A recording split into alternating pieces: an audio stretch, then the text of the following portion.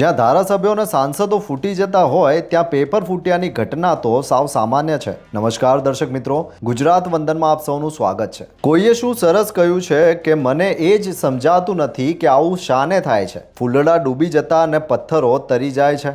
આપણે તેને એમ કહીએ, મને એ જ સમજાતું નથી આવું સિદ્ધને થાય છે। પેપરો તો ફૂટે પણ માણસોય ફૂટી જાય છે। તો મામલા ગड़बड़ वाला ये है कि 30 लाख छात्रों मेडिकल में प्रवेश माटेनी जरूरी एवी नीट यूजीनी परीक्षा आपी, पण पेपर लीक करनारा माफियाओए आ भावी छात्रों डॉक्टर बनीने कोईनुं ऑपरेशन करे ते पहेला ज तेमनुं ऑपरेशन करी नाखीने परीक्षा लेनाराओने सीधो પડકાર ફેંક્યો હતો કે हम किसी से कम नहीं। છેલ્લા 12 વર્ષમાં એવું પહેલી વાર થયું કે નીટ યુજીની આખી પરીક્ષા જ પેપર લીકના કારણે રદ થઈ ગઈ હોય અને હવે 21મી જૂને આંતરરાષ્ટ્રીય યોગા દિને ફરીથી પરીક્ષા લેવાની તારીખ શિક્ષણ મંત્રી ધર્મેન્દ્ર પ્રધાને જાહેર કરી છે। આશા રાખીએ કે 21મીએ પેપર લીક માફિયાઓ યોગાના દિવસે સરકારને ઊંધા માથે શીર્ષાસન ના કરાવે તો ભયો।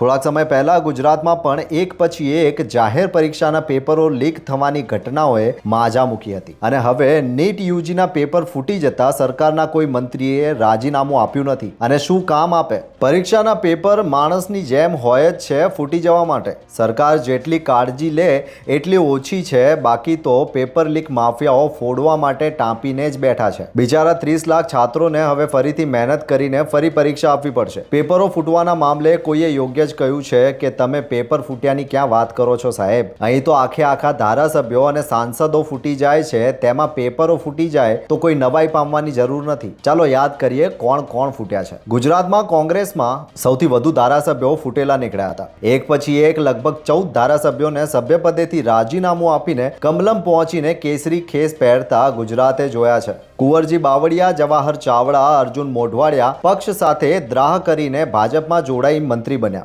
હાલમાં જો કે ચાવડા મંત્રી પદે નથી। એક છે સીજે ચાવડા અને બીજા છે અલ્પેશ ઠાકોર। બંનેને મંત્રી થવું હતું પણ હજુ સુધી કોઈ મેળ પડ્યો નથી। પણ મોઢવાડિયા પ્રદેશ પ્રમુખ હોવાથી સિનિયોરિટીમાં તેમનો નંબર મોડે લાગ્યો અને મંત્રી પદ ભોગવી રહ્યા છે। સવાલ એ છે કે મોઢવાડિયા કઈ એકાએક તો ભાજપમાં જોડાયા નહીં હોય। તેમણે કોંગ્રેસમાં પ્રમુખ પદે રહીને ચૂંટણીઓમાં ભાજપને જીતાડવામાં મદદ કરી હશે, તેથી તેના રાજકીય વળતર રૂપે તેમને ભાજપે પાર્ટીમાં લઈને મંત્રીપદ આપ્યું હશે। ધારાસભ્યો ઉપરાંત સાંસદો પણ ફૂટી શકે છે એવું આ પાર્ટીના 10માંથી 7 સાંસદોએ એક સાથે નીકળીને પુરવાર કર્યું છે। તેઓ ભાજપમાં જોડાયા ત્યારે દિલ્હીના પાવર કોરિડોરમાં ઘણાને નવાઈ લાગી કે ધારાસભ્યોની જેમ સાંસદો પણ ફૂટી ગયા। રાઘવ ચડ્ડાની સાથેના 7 ફૂટેલા સાંસદોમાંથી કેટલાને મંત્રી બનવાની તક મળશે તેની ચર્ચાની સાથે નીટ યુજીની પરીક્ષાના ફૂટી ગયેલા પેપરો પણ જાણે કહી રહ્યા હશે, અમને ફૂટી ગયેલા કહીને બદનામ કરો છો, પણ તમારા ધારાસભ્યો અને સાંસદોને કહો ને, ધિક્કાર છે તમારા ફૂટેલાઓ પર। જો તમને અમારો આ વિડીયો ગમ્યો હોય તો લાઈક, શેર અને સબસ્ક્રાઇબ કરો। ધન્યવાદ।